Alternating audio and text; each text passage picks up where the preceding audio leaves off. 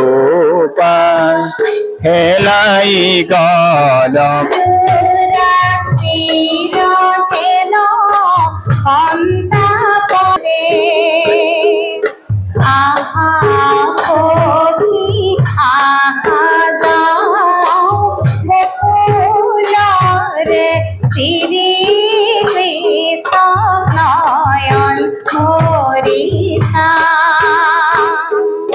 কৃষ্ণ কামি দেখা পাই পরাণ জুড়াও হে আহা কহি আহা যাও মন মজু কহামার কহয় মাধব দাসে হে গোপাল হেলাই কলম্ব তলে হে গোপাল হেলাই মায়াবিনী রাতের বগল দেখা পালু তোমার ছবি ধরা দিলা গোপনে আহি হিয়ার কোলা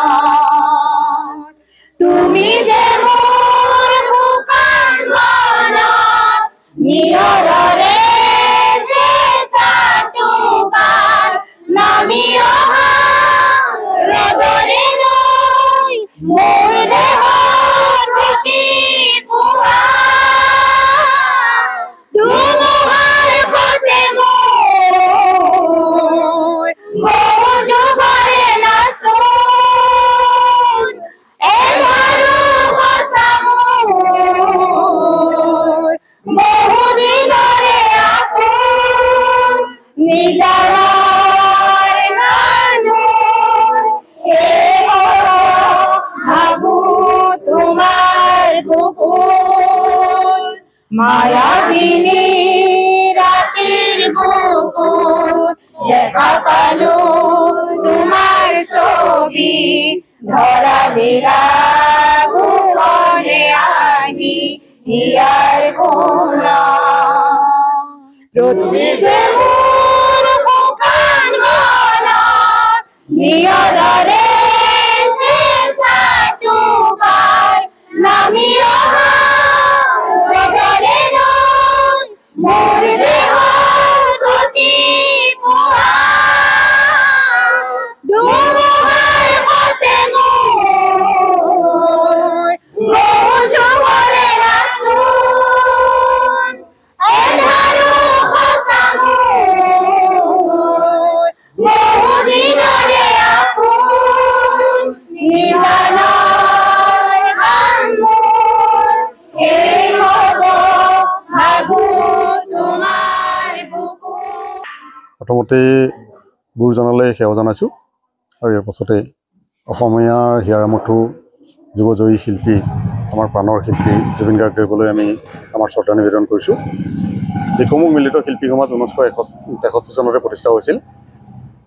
অসমৰ প্ৰথম শ্বহীদ সাংবাদিক কমলানন্দ শইকীয়াদেৱে তেখেতৰ প্ৰচেষ্টাত কেইবাজনো দিখৌমুখৰ প্ৰাতস্মৰণীয় ব্যক্তিৰ সহযোগত দিখৌমুখ মিলিত শিল্পী সমাজ প্ৰতিষ্ঠা হ'ল আৰু তেতিয়াৰ পৰা দিখৌমুখ মিলিত শিল্পী সমাজে ইয়াৰ বিভিন্ন জাতি জনগোষ্ঠী ধৰ্ম বৰ্ণ নিৰ্বিশেষে সকলোকে একেলগে লৈ দিখৌমুখখনক আগুৱাই নিবৰ কাৰণে যত্ন কৰিছিল।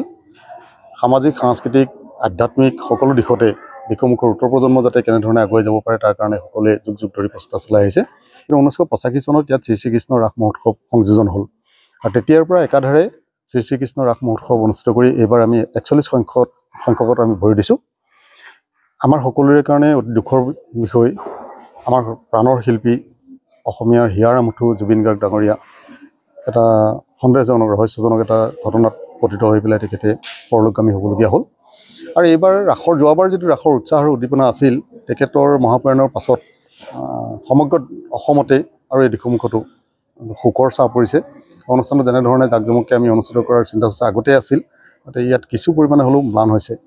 তথাপিতো শিল্পীজনৰ প্ৰতি আমি দিখৌমুখবাসীয়ে শ্ৰদ্ধা জনাই আহিছোঁ। ইয়াত আমি তেখেতৰ 19 ছেপ্টেম্বৰ তাৰিখৰ পৰা আমি শ্ৰদ্ধাঞ্জলি অনুষ্ঠান অনুষ্ঠিত কৰাৰ উপৰিও তেখেতৰ আদ্যশ্ৰাদ্ধও আমি দিখৌমুখত ৰাজহুৱাভাৱে কেইবাঠাইতো অনুষ্ঠিত কৰা হৈছে। দিখৌমুখ মিলিত শিল্পীৰ সমাজেও আজি মাহজোৰাকৈ ইয়াত প্ৰশিক্ষণৰ শিল্পীসকলক প্ৰশিক্ষণৰ কাম কাজ কৰি থকা হৈছে, মঞ্চৰ কাম কৰি থকা হৈছে। কিন্তু কাম কৰিবলৈ যোৱাৰ প্ৰাক মুহূৰ্তত বা অখৰা কৰাৰ প্ৰাক মুহূৰ্তত ইয়াৰ যিসকল শিল্পী শিকাৰু যিসকল আছে তেখেতলোকেও জুবিন গাৰ্গৰ প্ৰতিচ্ছবিত শ্ৰদ্ধা নিবেদন কৰিহে আমাৰ অনুষ্ঠানলৈ আগবাঢ়ি যায়। আমাৰ কৰ্মকৰ্তাসকল শিল্পীসকল বা যিসকলে শিকি আছে শিকাৰু সকলোৱে তেখেতৰ প্ৰতি শ্ৰদ্ধা নিবেদন কৰিছে। এইবাৰ শ্ৰী শ্ৰীকৃষ্ণ ৰাস মহোৎসৱত আমাৰ বিভিন্ন ধৰণৰ কাৰ্যসূচীৰ উপৰিও জুবিন গাৰ্গদেৱৰ বাবে আমি এটা বিশেষ কাৰ্যসূচী ৰাখিছোঁ, শ্ৰদ্ধাঞ্জলি অনুষ্ঠান, ৰাজহুৱা শ্ৰদ্ধাঞ্জলি অনুষ্ঠান। এই অনুষ্ঠানটো শুভাৰম্ভ কৰিব আনন্দৰাম ঢেকিয়াল ফুকন মহাবিদ্যালয় নগাঁৱৰ মাননীয় অধ্যক্ষ সদানন্দ পায়েং ডাঙৰীয়া, ডক্টৰ সদানন্দ পায়েং ডাঙৰীয়া। তাৰোপৰি গধূলিলৈ যে আমাৰ শ্ৰী শ্ৰীকৃষ্ণ ৰাস মহোৎসৱ হ'ব, এই ৰাস মহোৎসৱৰ মাজতে আমি এটি বিশেষ কাৰ্যসূচী আমি গ্ৰহণ কৰিছোঁ। সেই কাৰ্যসূচীত আমি পৰৱৰ্তী পৰ্যায়ত আমি ৰাজহুৱা কৰিম বা সেই অনুষ্ঠানটো অনুষ্ঠিত হ'লে সকলোৱে প্ৰত্যক্ষ কৰিব। 2 দিনৰ ৰাসৰ কাৰ্যসূচীত 4 আৰু 5 নৱেম্বৰ 2 দিনৰ ৰাসৰ কাৰ্যসূচীতে তেখেতলৈ আমাৰ শ্ৰদ্ধাঞ্জলি থাকিব। আমাৰ কৰ্মকৰ্তা বা শিল্পী কলা কুশলী আছিল, তেখেতলোকৰ আগৰ যি উৎসাহ আৰু উদ্দীপনা আছিল, এইবাৰ কিন্তু যথেষ্ট মান আমি দেখিছোঁ। দুখ সকলোৱে পাই আছে। তথাপিতো তেখেতে যিহেতু অসমীয়া সংস্কৃতিক আগবঢ়াই নিবৰ কাৰণে সদায় যত্নপৰ কৰিছিল, অসমীয়া সমাজখনক এটা নতুন পৰিচয় দিবৰ কাৰণে তেখেতে যত্ন কৰিছিল। গুৰুজনৰ কৃষ্টি সংস্কৃতি আদৰ্শ সেইখিনি তেখেতে সমাজত প্ৰতিষ্ঠা কৰিবৰ কাৰণে যত্ন কৰিছিল। সেইখিনি আমি অনুধাৱন কৰিছোঁ আৰু তেখেতৰ সেই আদৰ্শৰ প্ৰতি সন্মান জনাই, তেখেতৰ সেই চিন্তা চৰ্চাৰ প্ৰতি সন্মান জনাই দিখৌমুখ মিলিত শিল্পী সমাজেও এইবাৰো শ্ৰী শ্ৰীকৃষ্ণ ৰাস মহোৎসৱ আমি জাক জমককৈ পাতিবলৈ আমি যত্ন কৰিছোঁ। ইয়াত যাতে সকলোৱে প্ৰতিটো অনুষ্ঠানতে আহি তেখেতকো প্ৰত্যক্ষ কৰিব পাৰে, তেখেতৰ প্ৰতি শ্ৰদ্ধা নিবেদন কৰিব পাৰে, আৰু লগতে আমাৰ যি মিলনৰ যিটো ঐতিহ্য আছে, সম্প্ৰীতিৰ যিটো ঐতিহ্য আছে, সেইটোও যাতে ইয়াতে প্ৰতিফলিত হয়, সেই কথা আমি চিন্তা কৰিছোঁ। এই শ্ৰদ্ধাঞ্জলি অনুষ্ঠান এটা ৰাজহুৱা শ্ৰদ্ধাঞ্জলি অনুষ্ঠান কৰিছোঁ। এই শ্ৰদ্ধাঞ্জলি অনুষ্ঠানত আমাৰ বিভিন্ন জাতি ধৰ্ম বৰ্ণ সকলো লোকে ইয়াত সমবেত কৰিব পাৰিব আৰু সকলোকে আমি ইয়ালৈ আমন্ত্ৰণ জনাইছোঁ। আৰু সকলোৱে ইয়াতে সমূহীয়াভাৱে তেখেতলৈ শ্ৰদ্ধা নিবেদন কৰিব। তাৰ বাবে আমি দিহানামৰ ব্যৱস্থা কৰিছোঁ। এই দিহানামৰ নামত আমাৰ দিখৌমুখৰ সকলো জনগোষ্ঠীয়ে একেলগে ইয়াতে অংশগ্ৰহণ কৰিব। ইয়াতে ইছলাম ধৰ্মাৱলম্বী লোকো আছে, হিন্দু ধৰ্মাৱলম্বীটো সৰহসংখ্যকে আছে, ইছলাম ধৰ্মাৱলম্বী লোকসকলো আছে, তেখেতলোকেও ইয়াত অংশগ্ৰহণ কৰিব। আৰু সেয়া জুবিন গাৰ্গদেৱৰ পৰণতে আমি সেইখিনি কাৰ্যসূচীত অন্তৰ্ভুক্ত কৰিছোঁ। তেনেধৰণে আমি ৰাইজক ইয়ালৈ নিমন্ত্ৰণ জনাইছোঁ।